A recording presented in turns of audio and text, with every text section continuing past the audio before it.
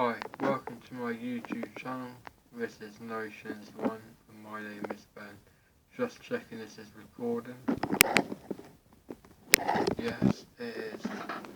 I'm making this video about paranoid schizophrenia, which I suffer from. I'm going to go into the symptoms. I'm going to go into how I think I became psychotic in the first place, and treatments, negative and positive effects. Right, so I'll start off. Paranoid schizophrenia. Basically, for me, what I have are voices in my head. These voices appear, I think they come from external sources, like sounds I hear turn into voices in my head. It might sound weird, but it's true. And I also, in the past I thought I was God, and if I died, everyone else in the whole world would die with me. So I had to stay awake for as long as I could. I stayed awake for 8 days straight, and I just passed out on the 8th day because I could not hack it. There was absolutely no way I could stay up any longer. I couldn't even walk properly. It was like I was drunk. I couldn't function. So I had to just go to bed, and I slept for 24 hours, I think. And I think I was on risperidone then, and risperidone didn't actually help me at all. Risperidone is an atypical antipsychotic medication, but if you have psychosis, you may come across risperidone. Other antipsychotic medications, atypical ones, include quetiapine, also known as Seroquel, Abilify, which is aripiprazole, olanzapine, olanzapine, which is another one. There are other ones as well that I can't think of right now, but paranoid schizophrenia is absolutely horrendous. I couldn't leave the house for a whole year. Even now, 10 years on, I have to be accompanied by my dad just to leave the house.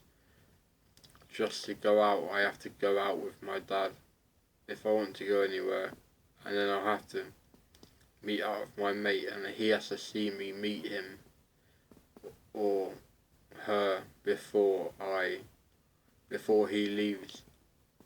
Because of my paranoia, I can't be stuck in one place on my own with these symptoms.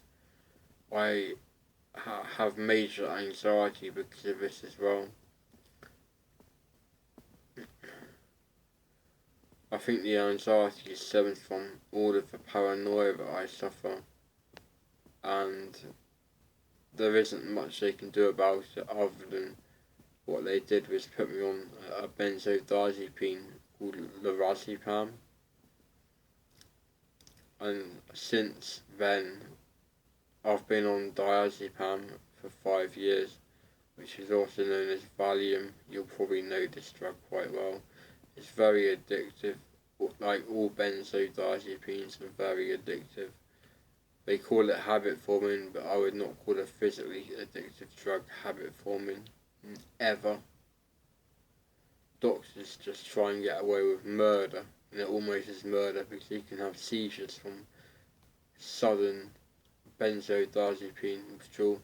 If you're withdrawing from Xanax, which is alprazolam, from a high dosage and cold turkey it, which means stop it dead, you can die. You can seriously die.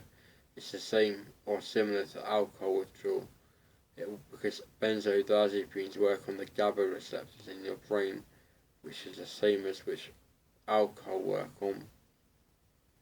You do not want to get schizophrenia in your life. I don't wish it on my worst enemy, put it that way. And I find it difficult to speak about this, but my psychosis just does consist of a bad sleep pattern, eating too much. I've gained weight on quetiapine. I used to be skinny, but now I'm overweight. And the quetiapine has probably made me eat more, but I'm not 100% sure. It might make me retain more water, so it might make me gain weight that way, but I'm not 100% about it at all. Not 100% sure about it at all. And I'm trying to be as honest as I can here. Basically, all the voices jumble up into a mush that you can't make out what they're saying. I used to think my next door neighbours were talking to me in my head and trying to kill me. I used to have electric shocks go right through my body, and this is real. Seriously, I had electric shocks go through my body when I was sitting on the sofa, and the sofa in my old house was on the it was on the wall, not on the wall, but it was facing the wall that was joining onto the semi-detached house next door. And I honestly thought they was trying to kill me. I thought I was getting poisoned. I thought people were putting things in my food, and that I was trying to get killed. I was once admitted to hospital, and not sectioned, but I went in on my own, of my own will, and they wanted me to stay there for a few days to sort of medication out, but I couldn't even stand being in there the afternoon. So I phoned my dad up, but it took me a long time to get to see someone to phone him up, because the doctors at North Devon District Hospital were useless back then. I don't know if they're better now, but there's a huge backlog, and yeah, I had to wait about 6 hours to see a doctor. Eventually I got to use the phone, but I thought the phone was tapped, and I thought I was speaking to someone else, and it was just pretending to be my dad, so I had to ask my dad questions only he would know, like just process it in his computer, the make of his car, the engine in his car, all of these kind of things, just to prove it was him. This doesn't actually sound too bad, but I don't know really what to say to make it better. I can't do anything. I'm stuck in my bedroom pretty much all the time. I can't physically leave the house due to my paranoia and anxiety. I'm on medications. I'm on 9 medications. 9 medications. And they do help, but there's a limit. They don't help enough. I would need my diazepam to be tripled in order to go out on my own, and that isn't going to happen because I'm already on 30 milligrams. They are not going to up it to 90 milligrams because the top dose in the UK that they will prescribe is 40 milligrams, although other people seem to have been on higher doses. I think doctors have been lax and been prescribing higher doses to some people for some reason, and breaking the code of practice they should adhere to.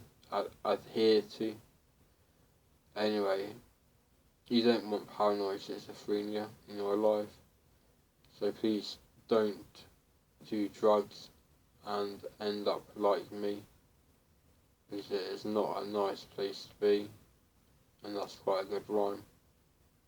Do not do drugs like me and end up in a place like me, because it is not where you want to be.